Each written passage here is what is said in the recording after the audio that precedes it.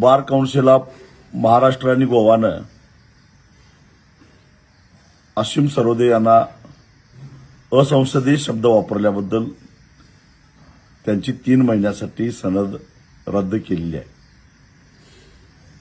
असीम सरोदे यांनी शब्द काय वापरला तर फालतू.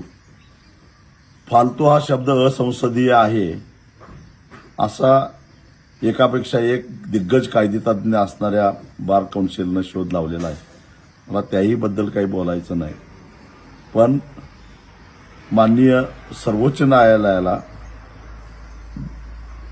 बूट फेकून अवमान करणाऱ्या त्या ज्या तथाकथित दिल्लीतल्या वकिलाला बार काउन्सिल ऑफ इंडियानं काय कारवाई केली याचाही जरा अभ्यास केला असता, याच ज्या माणसाला असीम सरोदे यांनी फालतू हा शब्द वापरला त्या भगतसिंग कोश्यारी यांनी महात्मा ज्योतिबा फुले आणि सावित्रीबाई फुले यांच्याबद्दल काय शब्द वापरले होते आणि त्यावेळी बार काउन्सिल ऑफ महाराष्ट्र आणि गोवानं काय प्रतिक्रिया व्यक्त केली ती हेही जरा जनतेला कळायला पाहिजे.